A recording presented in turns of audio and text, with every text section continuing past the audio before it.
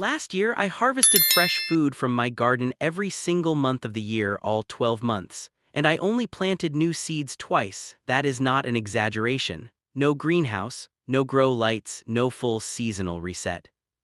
Most gardeners I know are stuck in the same cycle till plant, harvest, clear everything out, then start over again next spring like nothing ever happened. What I'm going to show you today comes from a completely different system, one designed to keep producing year-round without replanting, and there's a reason you don't hear about it from modern agriculture.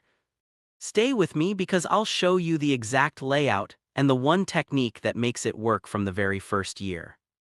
Now, I want to be straight with you. For most of my gardening life, I treated my garden like a blank canvas every spring. I'd go out, turn the soil, buy new seedlings, plant everything in rows, and then do it all over again the next year. I told myself it was efficient, that this was just how gardening worked. But what it actually was, I realize now, was a reset cycle that kept me working harder every year and getting the same results. By mid-season, I was already fighting pests, dealing with tired soil, and trying to keep everything alive long enough to harvest. If you've ever felt like your garden takes more from you than it gives back, you're not alone. I was right there with you for years until I saw a system that didn't restart every spring and something finally clicked. A few years back, I walked through an Amish garden in late November, and it stopped me cold. There were still greens growing, leeks standing tall, herbs being harvested that same morning, while my own garden had already been cleared down to bare soil weeks earlier. It didn't look like a seasonal garden, it looked like something that never shut off. What I learned that day wasn't about a single trick, it was about structure. A layout designed around how plants actually grow over time, not how we force them into seasons. As I started studying it more deeply, I realized something most people miss. These weren't just traditional practices, they were systems built for resilience. Systems that reduce labor, extend harvests, and keep producing without constant input. And here's the part that really caught my attention. This approach isn't widely taught, not because it doesn't work, but because it doesn't depend on the cycle most of modern gardening is built around. Research coming out of institutions like the University of Wisconsin Extension confirms what these systems have demonstrated for generations. Perennial crops increase yield over time, soil left undisturbed builds stronger biological structure, and gardens designed with continuous cover produce more consistently across seasons. Both the research and the tradition point to the same principle. It's not about forcing production, it's about designing a system that keeps producing on its own. Let me show you the structure that makes this possible. This system is built around 4 zones, and each one has a specific role. Zone 1, the perennial backbone. This sits along the north side of your garden. It includes crops like asparagus, rhubarb, sorrel, and perennial herbs. You plant them once and they return every year. No replanting, no soil disturbance.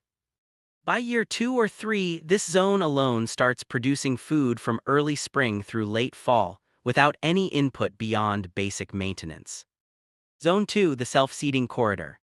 Directly in front of that is a 3-foot strip dedicated to crops that replant themselves: lettuce, arugula, dill, cilantro.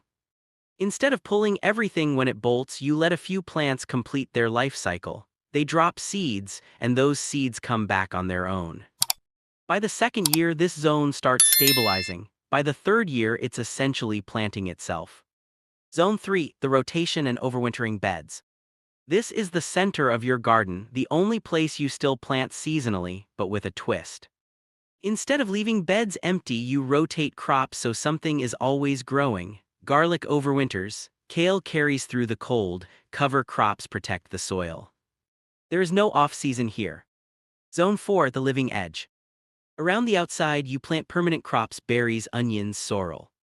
These produce food, protect the system, and create a boundary that keeps everything contained and balanced. Now here's what happens when all 4 zones are working together. At any point in the year, at least 2 zones are producing, often 3. Spring is no longer a reset, it's a continuation. Now, before we go deeper into how to make this system work from year 1, I want you to see something clearly. What I've shown you so far isn't a list of tips, it's a structure, and the difference between those two is everything. Most people try to improve their results by adding more effort, but systems like this work by removing unnecessary work entirely. All right, let's keep going because the next part is where this really starts to compound. Once this system is in place, your role starts to shift. You're no longer building a garden, you're managing one that's already running. One of the most powerful techniques here is interplanting, growing fast crops between slow ones, harvesting one layer while another is still developing. You're stacking production in the same space. Another key shift is selective harvesting. Instead of clearing entire plants, you take what you need and leave the rest to keep producing or reseeding. This keeps the system alive, continuous. By the second year, weed pressure drops. By the third year, your workload is cut in half. And the most surprising part, your total harvest actually goes up. Let me share some patterns I see all the time. The first is treating everything like an annual, that locks you into constant work. The second is pulling plants too early, especially self-seeding ones, you're removing next season's crop without realizing it.